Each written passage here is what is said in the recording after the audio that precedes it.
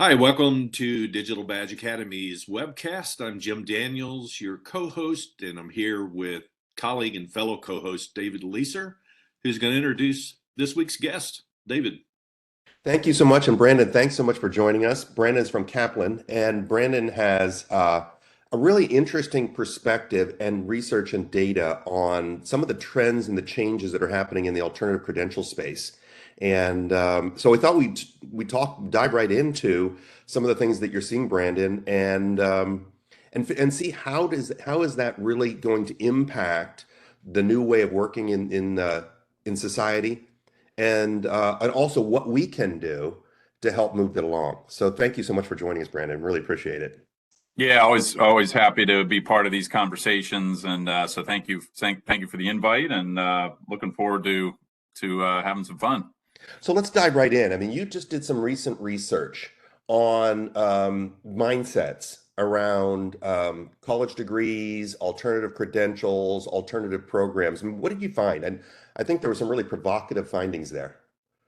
Well, yeah, there was a headline finding on a particularly provocative question that we tested in it, right? And it was really in an effort to look at parent and student preferences around different forms of college, right? Because we know that there are a lot of different ways to do it, from the I'll call it very traditional 4-year residential campus to fully online degrees and employer embedded degree programs as part of education benefit programs, right? Here's the good news. There's a lot of ways to do higher ed in terms of degree. There's also, as you guys know, a growing set of attractive alternatives to a college degree. And it's in form of all kinds of, credentials and alternative work experiences, right? New types of externship, internship, apprenticeship programs. And so you're seeing a proliferation of what I'll call alternative paths to a good job. That's fundamentally what I think is going on here. So let me just add a little bit more to that. If you ask Americans why they value a college degree, the number one answer by a mile, there isn't a close second place, is to get a good or better job, right? So we all have to start right there to say that it's not the only reason. So I want to be clear on this point, right? Americans value higher ed for many reasons, right? But by far the number one reason, not even a close second place, is to get a good or better job. So if you have graduates who start down the college path and don't finish and end up with debt, and it doesn't move the needle on their, job outcomes, not a great thing. You have graduates who get the degree and end up under or unemployed, right? Not really the great outcome we're looking for. But if you start to see opportunities where, hey, I could do this apprenticeship program and get a job that pays as much or more as the people who are getting college degrees, or there's a valued industry recognized credential I can get that propels me into a family wage sustaining job. Well, those are paths to a good or better job, right? So like, first, we've got to get the premise right. This is not just about degree attainment. It's about fundamentally getting a good or better job. And I think what we're seeing is just a whole host of new pathways to accomplishing that. And, I'll add to it that one thing that not a lot of people are talking about, in my opinion, is that, with the exception of the pandemic, where we had a black swan event spike in unemployment rates, we've been at historically low unemployment rates for a decade now in the United States. And if I forecast out for the next 10, 20 years, right, there's nothing that suggests that it's going to change. What do I mean by that? We have we don't have a growing human pie in the United States. We've got, in the next 5 years, 15% fewer 18-year-olds coming of age. At the same time that we're expected to see 70 million baby boomers retire. Our birth rates are at historic lows. Our immigration rates are at historic lows. And we're just running out of people. And so this is going to put even more pressure on this, where, the assumption that the only path to a good job is a degree program, that's, not going to be the case, because historically, when unemployment is low, enrollment in higher ed drops, right? And unemployment spikes, higher ed enrollment grows. I don't think that, with the exception of a black swan event, as I'll call it economically, I don't see any change in the low unemployment rates. And so I think we are in a long, sustained period of positive proliferation of alternative credentials and alternative pathways to college. That's fascinating. I'm curious as to your thoughts. Do you think the growth in alternative credential pathways is a byproduct or a consequence of the higher education sector not keeping pace with kind of what the needs, wants, and concerns are of ultimately who would be their target audience? Yeah, there's certainly some of that, Jim. I mean, confidence in higher ed has dropped precipitously over the last 8 years. This goes back to the time when I was at Gallup, where I was leading the education and workforce development practice there. And it's driven by a number of things. It's driven about concerns about the rising cost of higher education. That's coupled with the headlines everybody's hearing and the reality they're feeling around student loan debt, which has, eclipsed $1.7 trillion. The big concern on top of the cost and debt that, goes with it is that there's very few people, regardless of who you survey, who believe that college graduates are well prepared for success in the workplace. So it's a vote of no confidence in the work readiness of college graduates.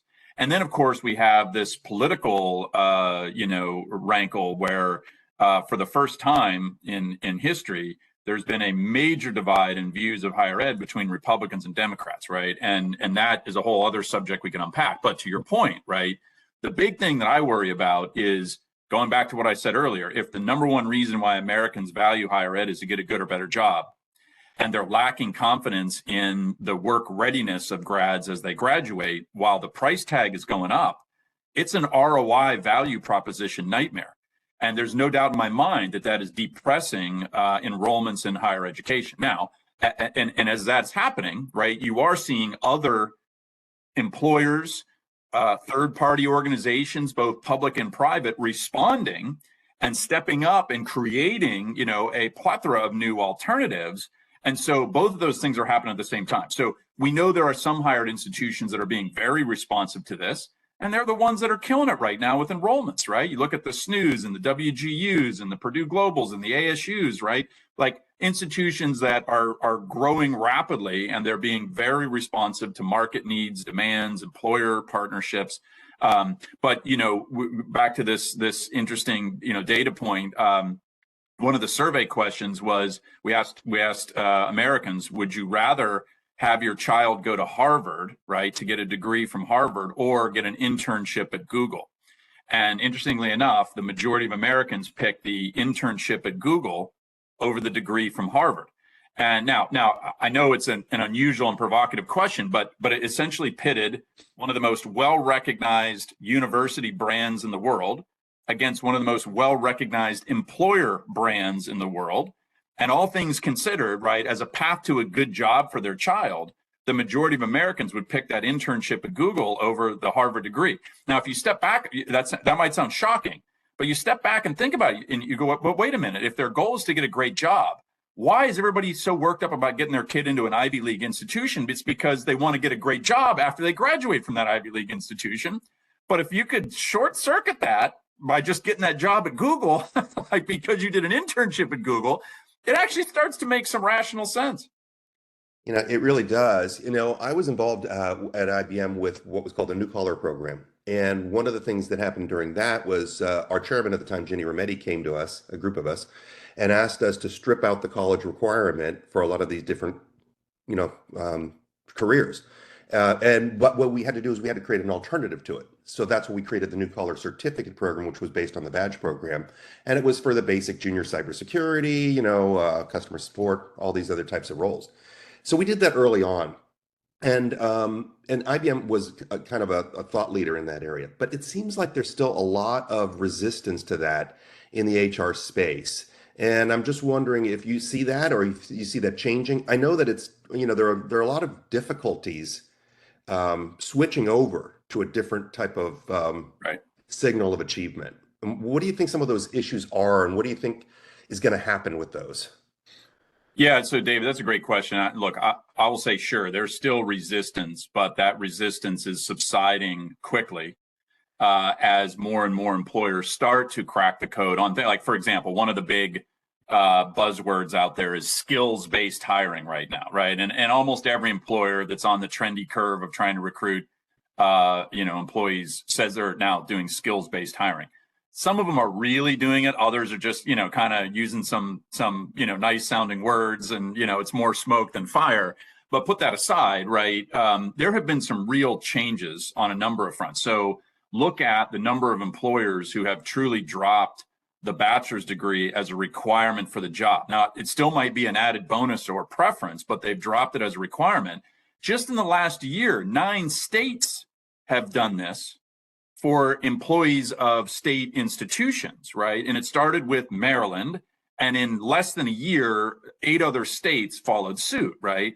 And so, you've got, and to me, going back to Google, right? This is a separate example, but when they announced their Google IT certs that they launched, everybody was like, oh, wow, Google IT certs, right? But to me, the big part of that news was that when they announced those, they also came out from their HR side of the house and said, we are going to recognize a Google IT cert as equivalent to a college degree in our own hiring process.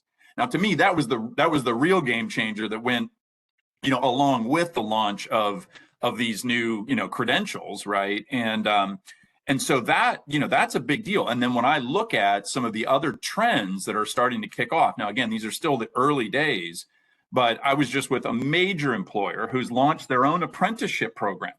And it's not a Department of Labor program. The reason why is because they did the cost benefit analysis and thought it was actually going to cost more and be more of a headache because of all the bureaucracy and paperwork and, to do a DOL approved thing than to just run their own apprenticeship program. So it's a full year apprenticeship program. These are folks that are getting paid very well in that apprenticeship year, and they are moving into jobs that are otherwise, being filled by college graduates directly out of this internship program. Now, and this is an employer that has already taken that to great scale. They're a little bit of an outlier in that few have done this at great scale. But when you start to look at it, you go, well, could I do this? Employer X or Y or Z. And so I think there is a big proliferation of that happening now that 10 years from now, we'll look at and go, wow, you don't have an apprenticeship program, or whether it's a DOL program or not. Like, what do you mean you're not in that game, right? And you know what they're finding? The companies that are doing this, they're getting a more diverse talent pool. No surprise, right? And they're also starting to see some early evidence that these apprenticeship grads are performing as good or better than the college graduates coming into the jobs. And you know what I think fundamentally is there? Experiential education. Today's 18 to 24-year-olds are the least working generation in U.S. history. We wonder why they're not work ready. They've had the least experience with work of any generation that's come before them.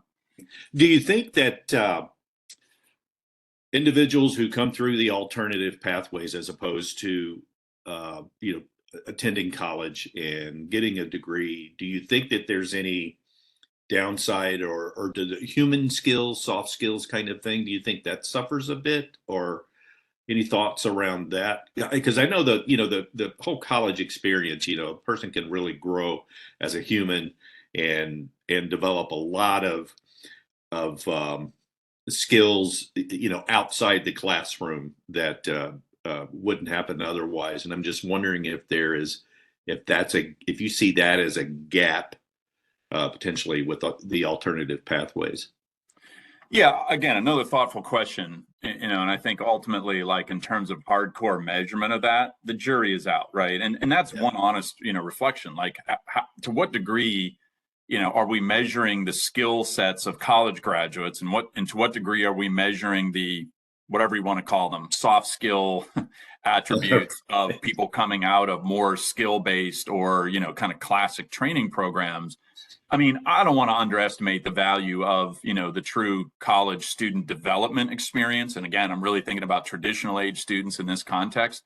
That said, right, what our opportunity really is here, if you ask employers what they're ultimately looking for, they want both a graduate that is, or put graduate aside, they want a candidate that is both broadly educated and specifically skilled. Well, there's a number of ways to do that, right? And so I'll use an example, right? I'm a graduate of Duke University, a liberal arts institution. I got a degree in public policy. One of the courses I took within my degree program was a course on leadership and ethics, and it was taught through Shakespeare. And to this day, I would say it's still the best course I've ever taken on leadership. But I'm going to ask the question, right? Why did it have to be in the domain of a degree program at an elite institution. I mean, there was an amazing professor, world-class teacher, all that kind of stuff. But could you take something like that out of a degree program and put it into an apprenticeship program or another skills-based training program?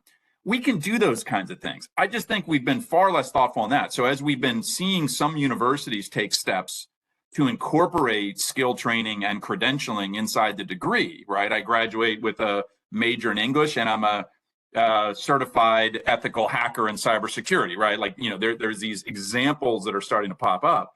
Why aren't colleges and universities thinking about taking the quote unquote liberal arts on the offensive, and instead of kind of reserving them to the domain of a 4-year degree or a residential campus, taking some of the valuable components of it and bringing it into, these apprenticeship and skill training programs? My simple point is, I think we can have our cake and eat it too here, right? These are not mutually exclusive, goals. They can be, one and the same, and ultimately that's what employers want. So, whether you do a whole degree program first, right? The big critique there would be, great, you got your degree, but you have very little work experience. Or you go into a skills-based training program, that the critique, right or wrong, would be, well, that's great, you know the skill, but are you trained for the next job? And are you trained to be a lifelong, right? Like, and I just think we need to stop the silliness of that conversation, right? How do we do both, and how do we do it over an extended period of time, right? And so one of my predictions for the future is that in the not too distant future, we won't distinguish between places of learning and places of work, because they're going to be one and the same. We're going to be doing so much learning in our job that, like, it just feels natural. Like, I go to work, and part of my work time is, learning and training and upskilling and reskilling.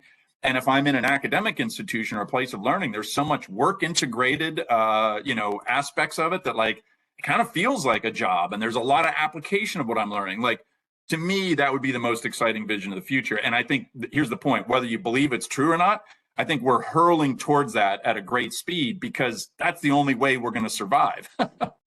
I completely agree with what you just said there.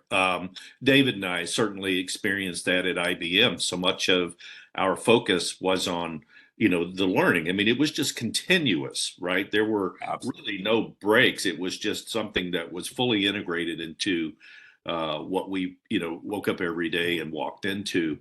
And I see it, like, even in my son's, he's about 2 years out of college, and has a great job and everything. And it's stunning to me how much of his week is spent engaged in things that are learning related. So kind of a follow-on question to that, I have seen universities and colleges that are starting to push content out onto platforms like Coursera. Yeah. Do you think that is just a way to try and is it more of a marketing ploy on their behalf, or do you think that there's a genuine effort to try and, I mean, I've always found that to be really curious, that so much higher ed content is showing up on Coursera. IBM does that sort of thing, but it's full blown programs, right? Where they're trying to reach a whole new audience, this white space that they wouldn't otherwise get to, and and grow talent in the IT space. But I'm curious as what your thoughts are. What's the motive that the higher ed space has for pushing content out onto, like, Coursera as an example? Yeah, look, I think that's evolved. I mean, when the MOOCs, the massive open online course movement, really became a thing, Coursera and Udemy and edX, et cetera, I think it was just a bit of a grand experiment, to be honest, right? Universities who are like, hey, let's play with this. And it was primarily actually faculty, individual faculty, who began, kind of playing with the modality, right? Like, hey, I'm going to put my course online, and, I'm thinking about one of the famous ones, the course on happiness, taught by, a faculty member from Yale. It's one of the most popular, courses on those platforms. And, hey, if you're a faculty member at Yale who typically only teaches 35 students a semester, and you can launch a program that, 3 million have taken, that's pretty cool impact, right? And so, like, I really do think it began with just experimentation. Like, hey, let's give this a try. Let's see what it does. Do we think it's going to hurt our brand? I don't know, maybe not, but it's low risk, because it's just a course or two or a set of courses. And now I do think, it's evolving to a place where, like, if you look at Coursera's evolution, the last several years, they've focused intently on industry recognized credentials on their platform, right? They have embraced industry credentials. Now, they still have a whole bunch of courses from prestigious brand name universities. But the question is, right, like, how are people pathing through those, right? Like, they're not set up as a degree program. It's not like, hey, I'm going to do this course, and this course as part of a planned series of things. There may be employers who are using bits and pieces of the platform to design something like that for their employees. But fundamentally, the big shift, as I've observed Coursera, is that they've moved from massive open online courses from universities to fundamentally industry recognized credentials that have a very clearly defined job path. And so, but to your point, I'll just leave it at this thing. My point about how universities could go on the offensive in a positive way with the liberal arts. I do think that some of the courses that have been launched on the Coursera's and edX and Udemy's are an example of that, right? Where you're taking some of the valuable components of a liberal arts degree and putting it out there more broadly to the world. The real question is going to be, do employers embrace those and package those, or really push those to employees? Because if it's just open-ended, I think what we've ultimately done is that we've given individual learners so much choice that they're overwhelmed by choice, and it paralyzes decision making, right? And I've seen this in a lot of the advising work that Kaplan does. We one of the partners that we're really proud to serve is Amazon. Kaplan Advisors are providing career advising and advising for Amazon frontline employees on their amazing career choice education benefits program, right? And their career choice program offers, almost an unlimited number of options. Associate degrees at local community colleges, right? Online bachelor's degrees, truck driving license, you name it. And what they wanted Kaplan to do was to help make sure that wasn't overwhelming, and that there was some real thoughtfulness, and like, hey, yeah, if I go pursue that, it makes sense in terms of the career trajectory I'm on. And if I want to be this, here's the fastest pathway to accomplishing that. Don't confuse me. Don't give me this huge array of stuff. And just, I'm sitting there overwhelmed, right? And so the irony, as we have tried to democratize learning more, I think we have made paths to that great job even more confusing.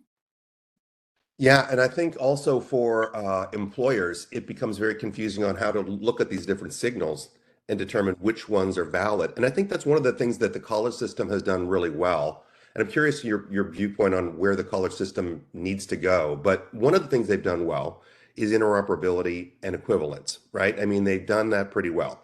If you get an English degree or you take a course, like the course you took, pretty easy to transfer that to another school and have an understanding that is like for like. But every employer I talk to says, how do we make sense of all of these different credentials that are out there? And what do you think the answer is to that? Yeah, look, I think we need to get pretty rigorous in our, I'll call it testing, monitoring, evaluation of what's really sticking. What do I mean by sticking? There was, you guys have seen this. There was the report that there are now nearly 1 million unique credentials in the United States. And obviously there's all kinds of different definitions under that hood, from degree to badges to industry recognized credentials, et cetera. A lot of universities, well-intentioned, have launched, digital badge programs. And some of those courses may be, world-class content, super valuable. The question is, how do you evaluate that as an employer, right? What is a digital badge? I'm going to use down the street from me, George Mason University. They launched a digital well-being badge, right? And really cool effort, right? But as an employer, I go, well, what does that mean, right? What does a digital well-being badge from George Mason really mean? And over time, it may mean something, meaning, the graduates that come out of that program with a digital well-being badge, maybe they're the best performing graduates, or they're the healthiest graduates, and you have lower healthcare costs of hiring them. I don't know. I'm just making this up. But that's the kind of ROI evidence that we don't have for the vast majority of the credentials and badges out there. Where we do have it, it's in a fairly narrow lane of those that have industry recognized credentialing, right? And so in my work at Kaplan, as much as I love the broader badging certificate movement, right? Like I have chosen, and Kaplan has chosen, to stay in a pretty narrow lane of ones that are industry recognized credentials that have evidence that they move the economic needle for the people who get them, right? Are there jobs available? Are they, I'll call them family sustaining wage jobs. And so you go back to that report of about 1 million unique credentials. My thesis is there's less than 1,000, maybe only a few hundred that have that economic ROI evidence that they move the needle. And there may be many more that do. This is my point, but no one knows it yet. No one has proved it yet, right? And so I think the onus is going to be on universities to start to show that. Anywhere where there is employer validation of, and this is where, to your question, I think employers really need to play an active role. They can't just sit back and wait, for this signaling, right? Like, to what degree can they get under the hood of some of these programs and evaluate them themselves, right?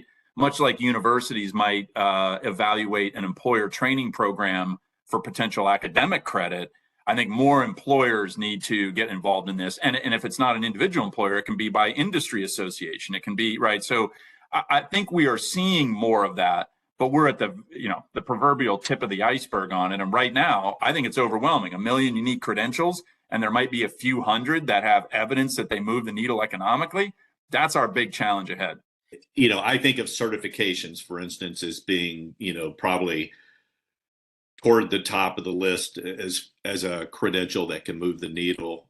There's obviously lots of rigor that comes with that. There's even, identity verification for certification programs, which that piece right there, the identity verification, is missing from all of those other credentials. And I think that's probably among, the top 2 or 3 concerns that employers have. How do I know this person? Because there are professional certificate programs, whether they're delivered through a platform like Coursera or edX, or maybe directly by like IBM, an IBM Skills Build program, or Google Career Certificate, but the identity verification is not there. So how do you know that person literally spent the last 6 months navigating that, going through the battery of, quizzes and tests and exams and that, and even capstones in some cases. Right. And so I think it puts a little bit of doubt in employers' mind. Yeah. Well, and then a related question, it gets to, what tools do employers have to evaluate and assess skills-based hiring, right? Back to this, everybody's talking about skills-based hiring, right? Sounds like the thing to do. Okay, how are you actually evaluating that, right? Like if the traditional way was a candidate sends in their resume or LinkedIn profile and, the cover letter, and, it gets sorted at a high level from HR. Now if you're hiring on skills, you really just want to know whether somebody can do the task or tasks that you're hiring them for, right? So, hey, do a writing sample, but I want to see you do it, because how do I know that ChatGPT didn't write it and you submitted it, right? And like, I was in a meeting, this sounds silly, but there was a meeting of college presidents talking about what to do about ChatGPT and Gen AI. And one of their great suggestions was just to go back to blue books. And you're like, well, okay, that's one answer, but I don't know that that's the most profound one. But it gets to, how do we prove that this individual actually knows how to do what they say they do, what their credential says or their certificate says or whatever. And so I think we're going to see an explosion in a corresponding movement of skills-based assessments that can be done in the hiring process. And to your point, Jim, need to be validated as, done by me, right? Like, how do I know that Brandon did that? And so those stakes are going to get higher. Then, it's going to be a challenge to do that at scale, at volume, right? Because if this becomes the determinant, we got to figure out how to scale it. And so that's going to be tricky. Now in tech roles, you could give somebody a sandbox and say, do this analysis for me, right? Or, you could say, code this particular project. But, if you extend that to a lot of other roles, like, we just don't have assessments, we don't have skills-based hiring tools. So it's great that we have a movement towards that, but we don't have the infrastructure to do it yet. I think the assessment, I think you nailed it. I think the assessment space is where it's at, because really that's where the rubber meets the road. Regardless of what somebody else says or somebody else endorsed or whatever happens, ultimately you need to determine whether this person has the skills that you need. And it's interesting, I was talking to George Westerman. I don't know if you know George Westerman from MIT, but he said, I wouldn't hire somebody, one of my graduates from MIT, without putting them through an assessment bank. He Right. says, I want to know very specifically if they have the skills and capabilities that they need for this particular job. And I think that's pretty provocative for him to say that, because again, back to these proxies that we had relied on for so long. He's even saying he doesn't trust his own. So yeah, I think that you're absolutely right. I think assessment is one of them, and I think there are some other types of, like you said, some of these industry associations that can be trusted. And I think about even in the professional IT certification space, there's groups like Foot Partners and other groups like that that actually go out and do the research to determine, do these certificates or certification programs rather have real value for employers? And it's a lot of work to do that. And they can only do a kind of a niche. Yeah. And look, you guys have used the example of IBM. IBM has been a pioneer around this for forever, right? I mean, I think about the P-Tech highs and, all the different industry credential training programs it's launched internally for partners, externally, right? Like IBM has been at it this long time. IBM is also a big business, right? And the others that have done a really, profound contribution around this are pretty big employers, right? The ones that are really going to struggle, not that that's easy for large employers to do it, it's not easy. But because of the scale, it makes it a little bit more, kind of sensible to figure out how to pull it off. It's all the small and medium-sized employers that I worry about, right? These are the ones that don't have the bandwidth to run an internship program. They can't build a world-class apprenticeship program. They are not generating their own, career certificates or badges or credentials, and they're also the ones that probably don't have the tools to scale things like skills-based, hiring. So I don't know where all that goes, but like that's the group that's particularly challenged. And of course, a vast majority of the growth of new jobs in the U.S. are coming from small and medium-sized employers, right? The large employers are not usually net new job creators, and so like unpack all that. Like we've got a long set of work ahead of us, but fun and worthwhile work too. So. Well, where do we go from here? I mean, what do you think, if you're, people that are watching this, what would you recommend they do? Or what are the opportunities you think, perhaps? Yeah, I don't know, man. I'm out. I asked Chat GPT, and maybe because I'm sort of kidding. But look, I mean, I try to think about this all the time, right? And so it's part of what I do in my job at Kaplan is think around the corner and try and project into where these things are headed. And what I'll say is it goes back to one of my points that to me the future is speeding towards a place where we won't distinguish between places of work and places of learning, right? And so if I am an individual, right, or a parent of a traditional age student, maybe I'm a middle-aged worker who's thinking about a career shift, et cetera, the North Star in all this is where can I be, whether it's an employer or an educational partner or institution, where I'm going to get a very robust mix of what we think of as kind of traditional academic learning and applied, work integrated experiences. And so, I'm a big fan of institutions like Northeastern or Drexel, right, who have long run the co-op model. I'm a huge fan of programs and institutions that require an internship experience and have built it into the academic programming where, I'll give you an example. One of the ones I did at the Heart Leadership Program, part of Duke's program, we had a spring semester preparatory course for a summer opportunity in leadership, an internship, followed by a fall semester reflection course. Well, that was a year-long engagement that was academically designed and woven into, experiential. And, and then I go on the employer side and I say, okay, well, what kind of company am I looking for? One of the top things that employers are looking for in a job is learning and growth and development. Now, that's changed pretty dramatically because 20 years ago, you wouldn't have seen that on the top of the list. Now it's almost, the top of the list of desires. And so you say, okay, well, I'm going to go work for a company that regularly invests in my ongoing learning, skilling, reskilling, upskilling, whatever terminology we want to use, an IBM, right? Where, they carve out time for this on a regular basis in the workday. I'm not being asked to do it on weekends and nights, right? Like it is actually being prioritized by I'm getting paid and it's part of my workday, whatever that, workday schedule is, right? And so I'm thinking about it in a very simplistic way. but the guidepost should be, I would never just go to a job that sits in its vacuum of the job task. And I would never enroll in an academic program of any sort that doesn't have, a rich applied work integrated component to it. And that could be an internship, an apprenticeship, a co-op, right? But like that's where we're headed. And honestly, it's not a one-time thing, right? This goes to the cliche term lifelong learner. This is something I think all of us are going to be engaged in a pretty constant basis throughout our entire journey. Yeah, and you said something earlier too, that really got me thinking. David and I both have been around the digital credentialing, alternative credentialing space now for years. I think it's going on 8 or 9 years, something like. I'm starting to lose count now.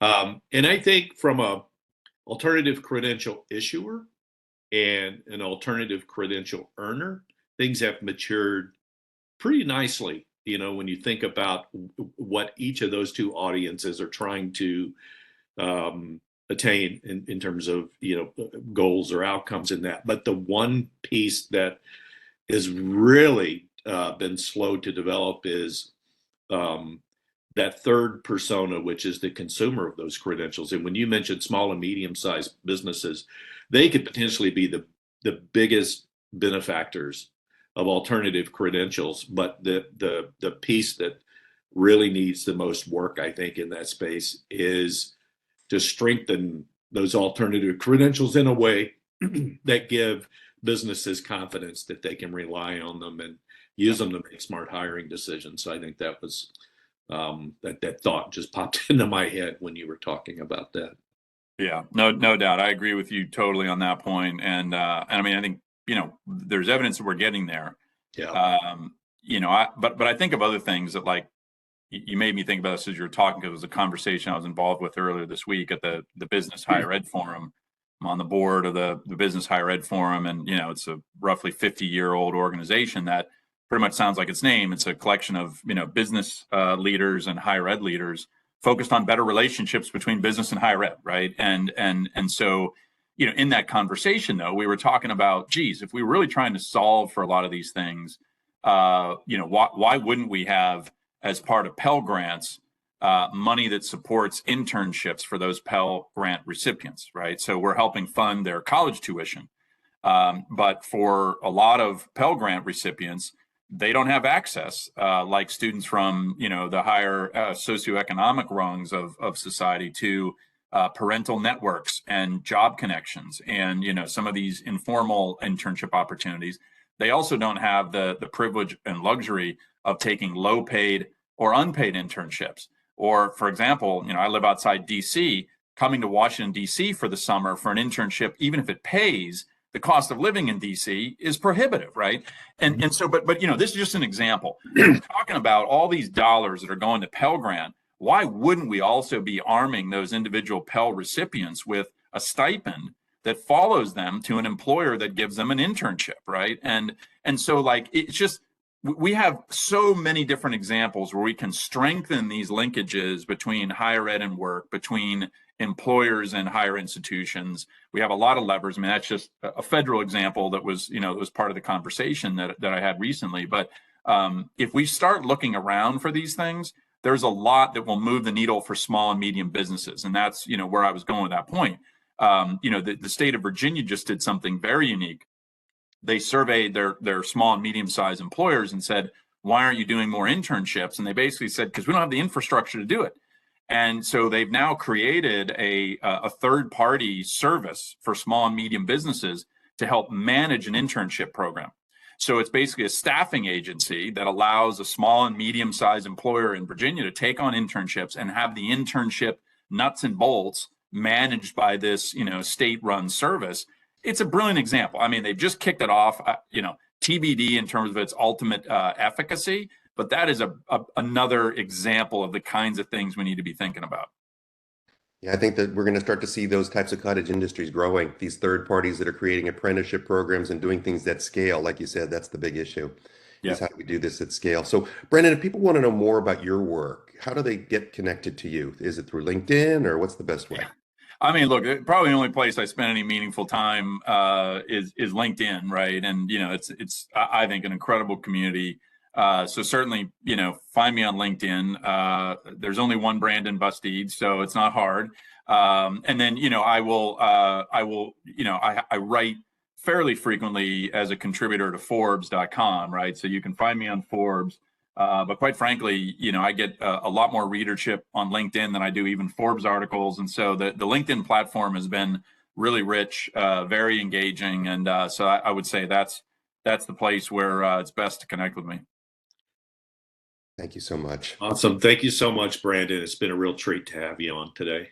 Yeah, it was a good chat, guys. Appreciate it. And keep up the great work on your end as well.